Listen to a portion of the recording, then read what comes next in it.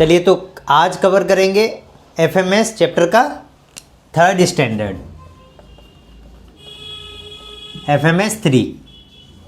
अब ये किस बारे में बात कर रहा है? ये बात कर रहा है कि एनवायरनमेंट हॉस्पिटल का जो है और उसकी फैसिलिटी ये कैसे ऑपरेट करेंगी।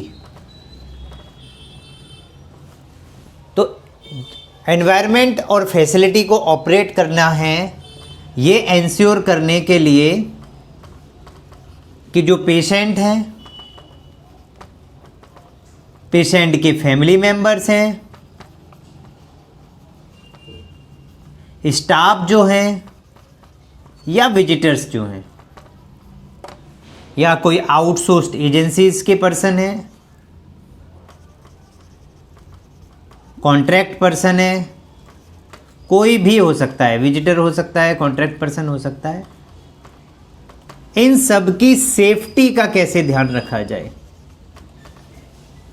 सो ऑर्गेनाइजेशन को इस तरीके से ऑपरेट करना है, ऐसा एनवायरनमेंट क्रिएट करना है कि पेशेंट के अटेंडेंट यानी कि फैमिली मेंबर्स, विजिटर्स कोई भी हो सकता है, कोई इंटरव्यू देने स्टाफ आ सकता है, कोई कॉन्ट्रैक्ट पर्सन हो सकता है, कोई कोरियर देने आ सकता है, कोई भी हो, उसकी सेफ्टी एंश्योर हो, उसकी सेफ्टी कंफर्म्ड हो। इसके लिए क्या रिक्वायरमेंट है? सो इस स्टैंडर्ड में बात की गई है मेनली, सबसे पहले आप अगर हॉस्पिटल अपना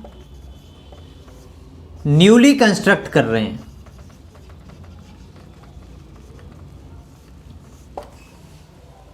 तो, या फिर आप अपने हॉस्पिटल को रीडिज़ाइन कर रहे हैं, मान लीजिए बहुत पुराना हॉस्पिटल है, आप फिर से उसको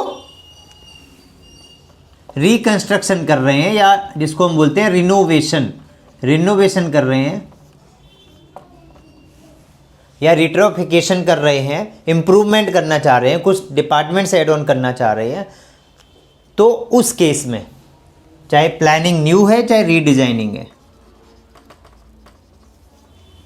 अगर आपने गाइडलाइंस फॉलो की हुई हैं तो वेल एंड गुड, और अगर आपने गाइडलाइंस फॉलो नहीं की हैं तो अब NABH आपको सिखाता है कि आपको कौन सी गाइडलाइंस को ध्यान में रखते हुए अपने हॉस्पिटल को डिज़ाइन या रीडिज़ाइन करना चाहिए। तो वो गाइडलाइंस हैं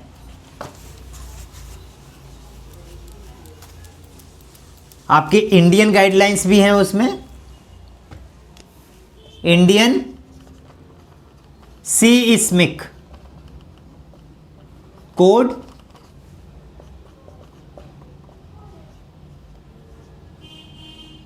IAS की गाइडलाइन है आपकी 1893।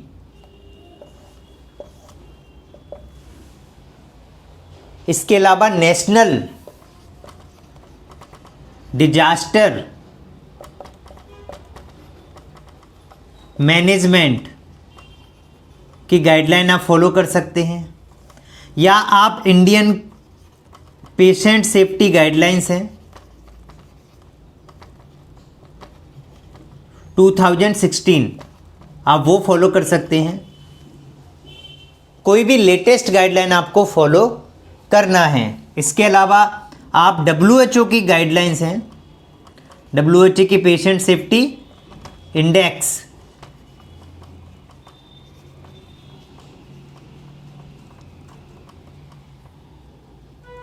फॉर इवेल्युएटर्स 2015 की गाइडलाइंस हैं। तो आप कोई सी भी गाइडलाइन को ध्यान में रखते हुए, ठीक है, नेशनल बिल्डिंग कोड की भी है, हम पहले भी बात कर चुके हैं, तो उन गाइडलाइंस को ध्यान में रखते हुए अपने हॉस्पिटल को आपको इंफ्रास्ट्रक्चर को रोबस्ट करना है, अच्छा बनाना है, स्ट्रक्चरल या नॉन स्ट्रक्चरल, उसके लिए आपको इन गाइडलाइंस का सहारा लेना होगा, तो ही आपका नॉर्म्स के हिसाब से चीज़ें ठीक होंगी, नहीं तो प्रॉब्लम आती रहेगी। आप देखते हो कि कितने सारे हॉस्पिटल में क्या प्रॉब्लम आती है, फायर की NOC नहीं मिल रही, अब उसमें कुछ हो भी नहीं सकता, बिल्डिंग सारी तोड़ के बनानी पड़ेगी। तो पहले से ही जब आप डिज़ाइन कर रहे हैं तो ये गाइडलाइंस फॉलो करेंगे तो फिर आपको बाद में प्रॉब्लम नहीं आएगी। और दूसरा, सेफ्टी भी इंश्योर हो जाएगी, चाहे वो सेफ्टी हो आपकी भूकंप से, चाहे वो इलेक्ट्रिकल सेफ्टी हो, चाहे वो आपकी जो क्या बोलते हैं उसको, बिजली चमकती है ना, उससे सेफ्टी हो, वो सारे नॉर्म्स को आप ध्यान में रखते हैं। अर्थिंग कराना प्रॉपर, बहुत सारी चीज़ें हैं, वो सब आपको, कितनी स्टेयर्स कितनी चौड़ी होना चाहिए, कितने एग्जिट होना चाहिए, वो सब गाइडलाइंस आपको समझ में आ जाएंगे अगर आप ये गाइडलाइन फॉलो करेंगे। तो या तो आप उन गाइडलाइंस को पढ़ें, गाइड करें, या फिर आप किसी ऐसे पर्सन को दें, जैसे मैंने पहले भी आपको बताया हुआ है कि जो काम आप अच्छे से नहीं कर सकते उसको किसी अच्छे पर्सन को दे दो, तो उसको आउटसोर्स कर दो जो एक्सपर्ट है इस चीज़ का, राइट। तो एक तो आपको सेफ्टी गाइडलाइन फॉलो करके ही हॉस्पिटल को बनाना है। दूसरा, आपको अपने हॉस्पिटल की इलेक्ट्रिकल सेफ्टी ऑडिट जरूर कराना है। एक ये एस्पेक्ट या ये ऑब्जेक्टिव एलिमेंट कह लीजिए आप, बहुत इंपॉर्टेंट है इस स्टैंडर्ड में। इलेक्ट्रिकल सेफ्टी ऑडिट बहुत जरूरी है, जिसको NABH रिकमेंड करता है कि मिनिमम आपको वंस इन अ ईयर, कम से कम साल में एक बार तो करना ही करना चाहिए आपको इलेक्ट्रिकल सेफ्टी ऑडिट। ये क्यों जरूरी है? कोई आपके जो पैनल है उस पर लोड तो ज़्यादा नहीं है, इलेक्ट्रिक पैनल पे किलोवाट ठीक से सैंक्शनड है कि नहीं है आपका, है ना, लूज वायर तो नहीं है, कहीं पर लूज कनेक्शन तो नहीं है।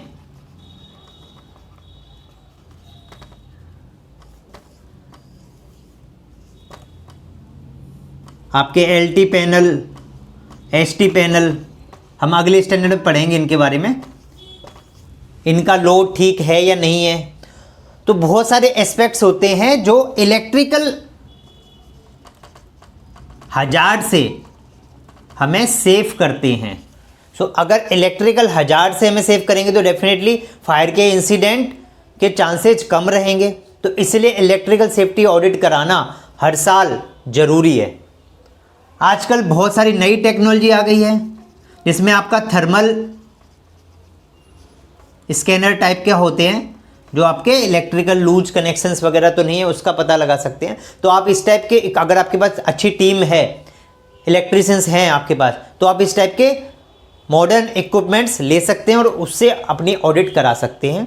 अदरवाइज आप थर्ड पार्टी, किसी बाहर की एक्सपर्ट एजेंसीज को आप दे दीजिए। बहुत सारी एजेंसीज हैं जो इलेक्ट्रिकल सेफ्टी ऑडिट करती हैं, पूरा रिपोर्ट बना के देती है, आप उनसे ऑडिट कराइए। और जहाँ जहाँ आपको रिपोर्ट में डेफिशिएंसी नज़र आए, अब केवल ये नहीं कि आपने ऑडिट तो करा ली लेकिन उस पर कुछ काम नहीं हो रहा है, तो डेफिशिएंसी जहाँ जहाँ लगे उस पर ज़रूर एक्शन लेने की ज़रूरत है। केवल ऑडिट आपके ऑर्गेनाइजेशन को सेफ नहीं करने वाली, अगर आपको लग रहा हो तो, क्योंकि ऑडिट तो केवल डेफिशिएंसीज बता देगी, लेकिन आपने उस पर काम नहीं किया तो फिर रिस्क बढ़ जाएगा। एक तो है पता नहीं है, पता लग गया तो फिर तो ज़रूर उस काम को कर लेना चाहिए।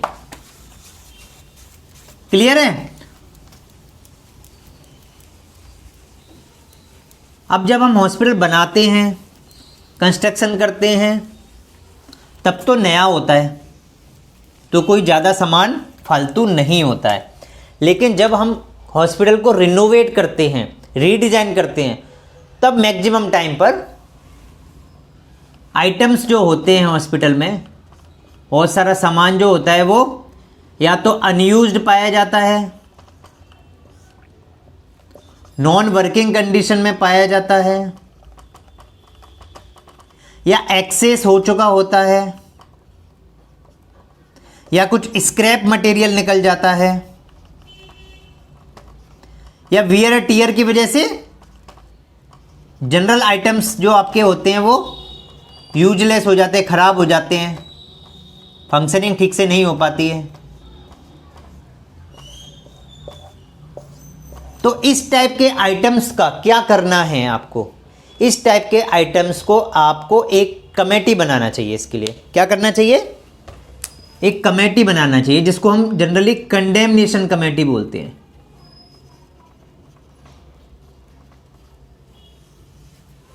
इस कमेटी में आप जो भी डिपार्टमेंटल इंचार्जेज हैं उनको रख सकते हैं, BME को रख सकते हैं, बायोमेडिकल इंजीनियर को, मेंटेनेंस इंजीनियर को रख सकते हैं, एडमिन डिपार्टमेंट के हेड को रख सकते हैं। जनरली पर्पज़ क्या होता है कि कोई भी आइटम या इक्विपमेंट वो अगर यूज में नहीं है, एक्सेस में है, खराब हो गया है, काम में नहीं आना है, उस चीज़ का डिसीजन लेते हैं। तो इस टाइप की एक प्रॉपर लिस्ट बनाते हैं, मीटिंग में डिस्कस करते हैं कि उन आइटम्स का क्या करना है। जैसे आपका इलेक्ट्रॉनिक अगर वेस्ट है तो आजकल उसके लिए ऐसी बहुत सारी एजेंसीज हैं जो आपका इलेक्ट्रॉनिक वेस्ट को ले जाती हैं, तो आप उनके साथ एग्रीमेंट कर सकते हैं, राइट। और आपके पास जैसे कुछ आइटम एक्सेस हैं तो आप किसको देंगे, उसको सेल करेंगे या उसको कंडेम करेंगे। आपकी कुर्सियां टूटी हुई हैं तो उनको आप रिपेयर करेंगे या उनको आप कंडेम करेंगे, हटाएंगे वहाँ से, वो सब डिसीजंस इसमें होते हैं। तो इसके लिए कंडेमनेशन कमेटी, आपकी कंडेमनेशन पॉलिसी भी हो सकती है कि क्या प्रोसेस रहेगा आपका कंडेमनेशन का, वो आप बना सकते हैं। इसमें लीगल चीज़ों का भी आपको ध्यान रखना है। अब लीगल चीज़ें क्या है, जहाँ पर मेडिकल इक्विपमेंट है और लीगल अथॉरिटी इन्वॉल्व है, जैसे आपका एक्सरे का इक्विपमेंट है तो आप उसको ऐसे ही नहीं कंडेम कर सकते, आपको बाकायदा लीगल प्रोसेस के थ्रू ही उसको वहाँ से डीरजिस्टर करवाने के बाद फिर आप उसको कंडेम कर सकते हैं। चाहे वो यूएसजी मशीन हो तो वहाँ पर पीसीपीएनडीटी इन्वॉल्व होती है, क्लियर है। तो जहाँ पर भी अथॉरिटीज़ को बताना है, इन्फॉर्म करना है, वो सब एस्पेक्ट्स भी ध्यान में रखे जाते हैं। इसीलिए इसका प्रॉपर आपका एक कंडेमनेशन पॉलिसी होना चाहिए, समझ आ रहा है। और क्या होना चाहिए, कमेटी जो डिसाइड करेगी कि इन आइटम्स का क्या करना है। तो ये प्रोसेस बहुत ज़रूरी है, क्योंकि आपने हॉस्पिटल नया बना लिया, डिज़ाइन कर लिया, रिनोवेट कर लिया, लेकिन आइटम आपके पास कबाड़ पड़े हुए हैं, तो उससे आपका हॉस्पिटल में वो जो दिखना चाहिए वो नहीं दिखेगा, खराब लगेगा। इसलिए खराब आइटम्स को हटाना भी ज़रूरी है। जैसे हम सफाई नहीं करते, दिवाली पे साफ़ सफाई करते हैं तो हमें बहुत सारा कबाड़ मिलता है, कचरा मिलता है। अब उस आइटम्स को हम फिर से सजा के वहीं रख दें तो फिर साफ़ सफाई क्या हुई। तो मेन पर्पज़ ये होता है कि बहुत सारे आइटम्स जो अनयूज्ड हैं, यूज में नहीं है, उनको निकालो, बाहर करो, साफ़ सुंदर दिखना लग जाए। तो ऑर्गेनाइजेशन साफ़ सुंदर होगी तो डेफिनेटली दिखने में भी सुंदर होगी, सेफ भी होगी, इन्फेक्शन भी कंट्रोल होगा, सेफ्टी तो बढ़ेगी ही बढ़ेगी। क्लियर है। तो इस चीज का ध्यान रखना है। इसके अलावा ऑर्गेनाइजेशन को वो सेफ्टी इंश्योर करने के लिए आपको हजार्डुअस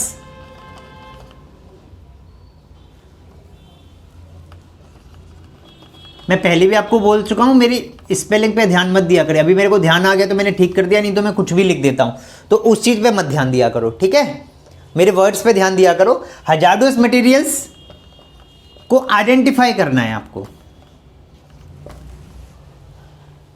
अब हजार्डुअस मटेरियल्स का मतलब ये नहीं है कि केवल आपके केमिकल्स, केवल आपके blood and body fluid exposures, no.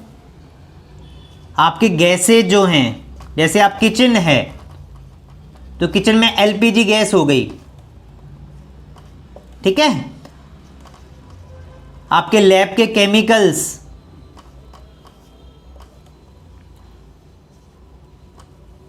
और आपके बायोलॉजिकल हजार्ड जैसे ब्लड, वोमिट,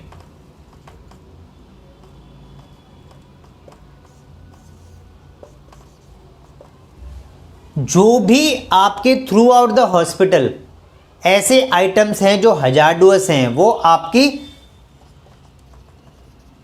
हजार्डुअस आइटम्स की लिस्ट में होना चाहिए। आप एक पॉलिसी बना सकते हैं कि आप इस टाइप के आइटम से कैसे डील करेंगे। जैसे मरकरी, आजकल तो मरकरी यूज नहीं करते हैं, इवन हॉस्पिटल में CFL भी यूज नहीं की जाती है, LED लगाते हैं क्योंकि CFL में मरकरी होती है, और अगर आप यूज करते हैं तो उसको हटा दीजिए, बेटर होगा। तो सबसे पहला तो ये आपको आइडेंटिफाई करके करना है कि क्या क्या आइटम्स ऐसे हैं जिनको हम रिमूव कर सकते हैं। जैसे BP इंस्ट्रूमेंट है, मरकरी वाले आते थे, आजकल डिजिटल यूज करने लग गए हैं। तो सेफ बनाने के लिए एक तो तरीका ये है कि जो आइटम्स डेंजरस हैं, हजार्डुअस हैं, उनको आप रिमूव कर दीजिए। और जहां पॉसिबिलिटी नहीं है रिमूव करने की, अगर आप रिमूव नहीं कर सकते हैं तो उस केस में उन आइटम्स की अगर कुछ प्रॉब्लम होती है तो आप कैसे मैनेज करेंगे? तो उसके लिए एक हमारे पास होती है MSDS। क्या होता है ये MSDS? Material safety data sheet. अब मटेरियल से आपको समझ में आ रहा होगा कौन से मटेरियल? हजार्डुअस मटेरियल, ऐसे आइटम्स जो हजार्डुअस हैं, जिनसे कोई रिस्क है, कोई हजार्ड हो सकता है, कोई प्रॉब्लम हो सकती है, ऐसे आइटम्स का एक लिस्ट होता है। उस आइटम्स का नाम हो गया, उसका कंपोजिशन, उसका स्टोरेज कैसे होगा, कहां पर उस आइटम को, इसको थोड़ा क्लीन कर लेते हैं, मैं आपको MSDS थोड़ा समझा दूं। देखिए MSDS शीट क्या होती है, ये तो समझ में आ गया आपको कि इसमें सारे हजार्डुअस आइटम्स होते हैं throughout the organization. Throughout the organization मतलब ये है किचन का भी MSDS होगा आपका, आपके मेडिकल गैसेज का भी MSDS होगा, आपके OT में भी MSDS शीट होगा, आपके नर्सिंग में भी होगा, हाउसकीपिंग में भी होगा। कोई भी डिपार्टमेंट जहां पर हजार्ड्स आइटम यूज होते हैं वहां पर आपकी MSDS शीट होनी चाहिए। अब इस शीट में होता क्या है जनरली, आपके आइटम्स के नेम, उसका कंपोजिशन, जैसे कोई केमिकल है तो उसका कंपोजिशन क्या है वो डिटेल, उसको स्टोरेज कैसे करना है, कूल प्लेस में रखना है, ड्राई प्लेस में रखना है, ग्लास के कंटेनर में रखना है, एयर टाइट कंटेनर में रखना है, ओपन में रखना है, कैसी जगह पर रखना है, वो उसका नेचर, मतलब ये जो आइटम है इसका नेचर कैसा है, फ्लेमेबल है, नॉन फ्लेमेबल है, किस टाइप का आइटम है, तुरंत आग पकड़ लेता है या नहीं पकड़ता है। देन ट्रांसपोर्टेशन, इसको ट्रांसपोर्ट करते वक्त किन सेफ्टी का ध्यान रखना है वो आपकी लिस्ट में हो। अगर किसी के टच में आ जाए या कांटेक्ट में आ जाए, जैसे किसी ने स्वेलो कर लिया कोई केमिकल, हाइपोक्लोराइड को पानी पे समझ के पी गया, या किसी की आंख में चला गया कोई केमिकल, तो फर्स्ट एड मेजर क्या लेना है, तुरंत क्या करना है, ये सब इस MSDS शीट में लिखा जाता है। और इस MSDS शीट को इंग्लिश में तो बनाते ही बनाते हैं। अगर आप अपने स्टाफ को, जैसे हाउसकीपिंग स्टाफ हैं, वार्ड बॉय हैं, उनको इंग्लिश समझ में नहीं आती है या उनको और ज़्यादा ध्यान रखने के लिए आप उनके एरिया में हिंदी में इसको कन्वर्ट करके डिस्प्ले कर सकते हैं, तो और भी ज़्यादा इफेक्टिव हो, क्योंकि उनको वो केमिकल्स रोज़ यूज करने हैं, उनके टच में आ सकते हैं। लैब हो गया, लैब में केमिकल्स रेगुलर यूज होते हैं, तो उनको ज़्यादा उससे खतरा है। इसलिए ऐसे एरियाज में MSDS की ट्रेनिंग तो होनी चाहिए, स्टाफ ट्रेंड होना चाहिए, प्लस उन स्टाफ के पास एक इस टाइप की लिस्ट भी आपको दे देनी चाहिए, जिससे कि उनको कोई कन्फ्यूजन हो तो वो उसमें देख सकें। इतना क्लियर है? अब आप समझिए कि ये MSDS शीट जो है वो आपकी एरिया वाइज बन गई। MSDS शीट को आप हमेशा एरिया वाइज बनाओ, किचन है, लॉन्ड्री है, हाउसकीपिंग है, आपका OT है, आपका नर्सिंग है, स्टेशन है, ICU है, वार्ड है, इमरजेंसी है, लैब है, इमेजिंग डिपार्टमेंट है, वेयर एवर जहाँ पर भी आपको हजार्ड नज़र आए आप उसको लिस्ट डाउन कीजिए और MSDS शीट बना लीजिए उसका। ठीक है, एरिया वाइज आप अलग अलग दे सकते हैं या कंप्लीट MSDS शीट दे सकते हैं, वो अपने एरिया का जो भी है वो हाईलाइट कर लेंगे। अब जो हमने हजार्डस मटेरियल की बात की, इसको हम हैजमेट बोलते हैं। आपने सुना होगा हैजमेट किट। हैज मतलब हजार्डस, मैट मतलब मटेरियल, और किट मतलब ऐसा सामान जो इसको मैनेज करेगा। तो इसको हम कई जगह स्पिल मैनेजमेंट भी बोलते हैं। सो बेसिकली अगर ऐसा कोई केमिकल स्पिल हो जाए, कोई ऐसा हजार्ड आइडेंटिफाई हो जाए, तो आप उस जगह कैसे मैनेज करोगे, तो उसके लिए हम एक हैजमेट किट बनाते हैं।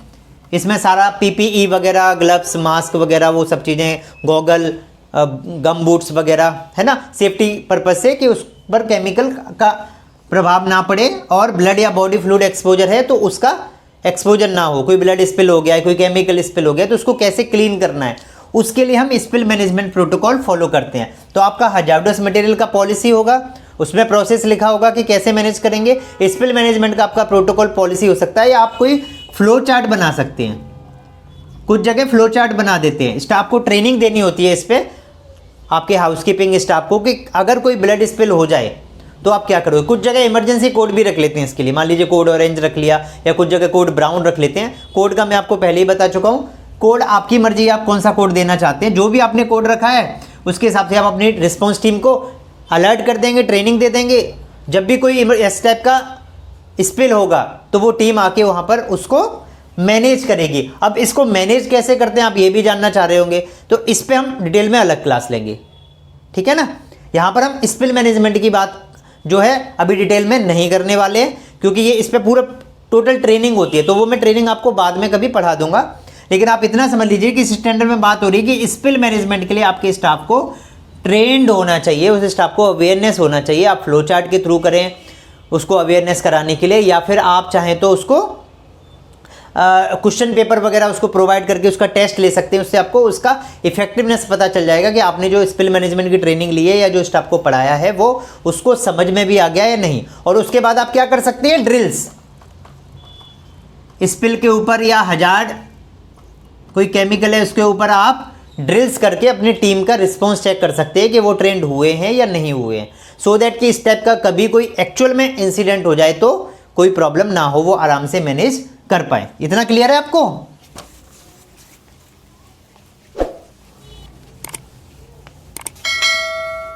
अब सेफ्टी में एक और इंपॉर्टेंट एस्पेक्ट बचता है आपका इस स्टैंडर्ड में, वो है एक्सेस कंट्रोल। एक्सेस कंट्रोल इसका क्या मतलब है, देखिए आपने अपने ऑर्गेनाइजेशन में हजार्डस मटेरियल्स तो आइडेंटिफाई कर लिए, एरिया भी आइडेंटिफाई करने हैं। एरिया का मतलब क्या, high risk areas. High risk areas हम पढ़ चुके हैं ना HIC चैप्टर में, जैसे आपके OT हो गया, ICU हो गया, आपके लैब हो गया, है ना, इस टाइप के एरिया जहाँ पर रिस्क ज़्यादा है, इन्फेक्शन का रिस्क ज़्यादा है। तो इस टाइप के एरियाज हो गए आपके NICU हो गया, PICU हो गया, ICU हो गया, ये सब, ठीक है। इसके अलावा आपके कॉरिडोर्स, लॉन्ग कॉरिडोर्स हैं आपके। डार्क एरिया, अगर आपका कोई ऐसा एरिया है जहां पर अंधेरा रहता है,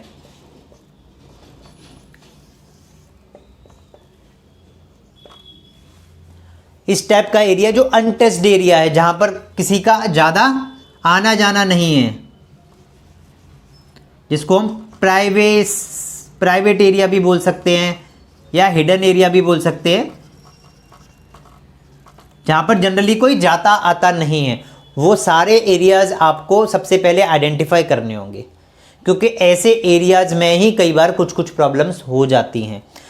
तो एक तो आपको एरिया आइडेंटिफाई करनी है, फिर आपको एक्सेस कंट्रोल देना है। OT में कौन जाएगा, ICU में किसको जाना अलाउड है, कहां तक पेशेंट जा सकता है, कहां के बाद पेशेंट नहीं जाएगा, रिस्ट्रिक्टेड एंट्री पेशेंट की कहां है। फॉर एग्जांपल आपकी छत है, छत पे आपका लॉन्ड्री का सामान है, तो लॉन्ड्री कपड़े धुलते हैं, वहां पर पेशेंट के विजिटर्स का जाना अलाउड होना चाहिए, बताइए, होना चाहिए, नहीं होना चाहिए ना, वो उसका क्या काम वहां पर। आपका बायोमेडिकल वेस्ट का एरिया है सेग्रीगेशन वाला, उस एरिया में होना चाहिए, नहीं होना चाहिए, क्या जरूरत है उसको जाने की पेशेंट को। तो कौन कौन से एरिया ऐसे हैं जहां पर किसको जाना अलाउड है, किसको जाना अलाउड नहीं है, ये आइडेंटिफाई करना। उसके हिसाब से कौन से एरिया ऐसे हैं जो हिडन एरिया हैं, जहां पर जनरली कोई जाता नहीं है, मतलब पब्लिक का आना जाना नहीं है, स्टाफ का भी आना जाना नहीं है, वो एरिया अनटच्ड एरिया रहते हैं जहां पर कोई जाता आता नहीं है। या कुछ ऐसे एरियाज होते हैं जहां पर अंधेरा रहता है। अगर ऐसे कुछ भी एरियाज आपको आइडेंटिफाई होते हैं तो उन एरियाज के लिए आपको सिक्योरिटी का ध्यान रखना है कि वहां पर सिक्योरिटी प्रोवाइडेड हो, या आपका CCTV कैमरेज के थ्रू वहां पर निगरानी हो। ऐसे एरिया को जरूर कवर करना चाहिए, क्योंकि हॉस्पिटल्स में जो प्रॉब्लम्स होती है ना, कई बार सेक्सुअल हरासमेंट, जिसको हम इंटरनल कंप्लेंट बोल रहे थे, इसको हम आगे भी पढ़ेंगे HRM चैप्टर में। इस टाइप के इश्यूज कई बार ऐसे एरियाज में देखने को मिलते हैं, या मिसयूज किए जाते हैं ऐसे एरियाज कई बार इस टाइप की चीज़ें को प्रमोट करने के लिए। तो इसलिए ऐसे एरियाज को जरूर आइडेंटिफाई करना है जिससे कि कोई स्कोप ना रहे गड़बड़ का। इवन कुछ लोग तो अपने लिफ्ट तक में सीसीटीवी कैमरे लगा देते हैं। सेफ्टी है, सिक्योरिटी है। लिफ्ट क्या है, एक ऐसा ही तो एरिया हो गया आपका जहां पर आप लिफ्ट में एक बार बंद हो गए, अगर आपने सीसीटीवी कैमरा नहीं लगा रखा तो कुछ भी गड़बड़ हो सकता है, कुछ भी प्रॉब्लम हो सकता है। लिफ्ट मान लीजिए बंद हो गई, लाइट चली गई, कुछ हो गई तो किसी के साथ कुछ गड़बड़ भी हो सकती है। तो वो सारे एस्पेक्ट आपको ध्यान में रखने हैं, ठीक है ना। तो एक्सेस कंट्रोल जरूर रखना है, कौन कहाँ जाना अलाउड है, कौन जाना अलाउड नहीं है। तो कुछ हॉस्पिटल्स में तो सिक्योरिटी को ट्रेंड कर दिया जाता है कि यहाँ पर केवल इन स्टाफ को जाने देना है। अगर कोई जा भी रहा है तो परमिशन लेके जाएगा, बिना परमिशन के नहीं जाएगा। कुछ हॉस्पिटल्स में तो विजिटर्स को भी चेक किया जाता है कि अच्छा जी कहाँ जा रहे हो, किससे मिलना है। अगर मिलने का पर्पज भी समझ में आता है तो सिक्योरिटी गार्ड उसको आईडी कार्ड देता है कि अच्छा आप एचआर में इंटरव्यू देने आए हुए हो, ये लीजिए आप विजिटर पास लीजिए, विजिटर का कार्ड लीजिए और आप फिर आप वहाँ पर जा सकते हो। बिना आईडी कार्ड के किसी को भी हॉस्पिटल में अलाउ नहीं किया जाएगा, तो उससे एक सिक्योरिटी बढ़ जाती है। कुछ भी पॉलिसी प्रोटोकॉल आप बना सकते हो। इवन आपके जो वेंडर हैं, मान लीजिए मैं मेंटेनेंस स्टाफ हूं और मैंने 4 लोग बाहर से बुलाए हुए हैं क्योंकि मुझे ये मशीन यहां से उठा के दूसरे फ्लोर पर रखनी है, मैं अकेला तो उठा नहीं सकता, तो उसके लिए मैंने बाहर से वेंडर बुलाए हुए हैं। उसके लिए भी आप सिक्योरिटी सेफ्टी का ध्यान रख सकते हैं कि उनको कैसे आइडेंटिफाई करोगे। आउटसोर्स एजेंसी से आपके पास पर्सन आ रहे हैं, उनको आप कैसे आइडेंटिफाई करोगे। कोई भी बन के आ जाएगा, किसी को भी पता लग जाए कि भैया मैं यहाँ से आया हुआ हूँ, तो वो हॉस्पिटल में आके कुछ गड़बड़ कर सकता है, उसका मोटिव गलत हो सकता है। इसलिए सेफ्टी सिक्योरिटी का बहुत ध्यान रखना है। हेल्थ केयर ऑर्गेनाइजेशन तो वैसे ही इतना रिस्की ऑर्गेनाइजेशन है कि थोड़े से भी प्रॉब्लम हुई तो पेशेंट की जान जा सकती है, प्रॉब्लम हो सकती है। इसलिए यहाँ पर सेफ्टी सिक्योरिटी का बहुत ज़्यादा ध्यान रखने की ज़रूरत है, ठीक है। तो इन सब चीज़ों का ध्यान रखना है। एक मैं चीज़ आपको गाइडलाइन बताना भूल गया, वो भी आप रेफरेंस लेना चाहें तो ले सकते हैं। इलेक्ट्रिकल सेफ्टी ऑडिट की मैंने बात की थी, तो उसमें इलेक्ट्रिकल सेफ्टी की गाइडलाइंस है 2011 वाली, आप वो फॉलो कर सकते हैं, ठीक है। उसका रेफरेंस ले सकते हैं, उससे आप ऑडिट कर सकते हैं अगर आपको खुद ही ऑडिट करना है तो। और अगर एजेंसीज़ को देते हैं, कोई आपकी बढ़िया अच्छी एजेंसीज है जो कि ऑलरेडी कहीं ऑडिट कर चुका है, जिन्होंने ऑडिट की हुई है, तो आपको फिर ज़्यादा टेंशन लेने की ज़रूरत नहीं है। एज आई ऑलवेज से, हमेशा कहता हूँ, एक्सपर्ट को काम दे दिया वो सबसे बेस्ट काम होता है। मैं अपना काम जो खुद कर सकता हूँ मुझे खुद कर लेना चाहिए। जो मुझे लगता है कि नहीं मुझे इसमें हेल्प की ज़रूरत है, वो मुझे दूसरे जो एक्सपर्ट है उसको ही दे देना चाहिए। ये नहीं करना चाहिए कि चलो हिट एंड ट्राई करते हैं, देखेंगे ख़राब हो जाएगा तो ठीक है, यहाँ ख़राब हो जाएगा ठीक है, नहीं चलेगा। अगेन एंड अगेन से हेल्थ केयर लाइन है, यहाँ सेफ्टी सिक्योरिटी का स्पेशल ध्यान रखना है। थोड़ा सा भी मिस्टेक पेशेंट की जान जा सकती है, स्टाफ को प्रॉब्लम हो सकती है, इसलिए आपको इन सब चीज़ों का ज़रूर ध्यान रखना है। क्लियर है? चलिए क्लास क्लोज करते हैं। Thank you.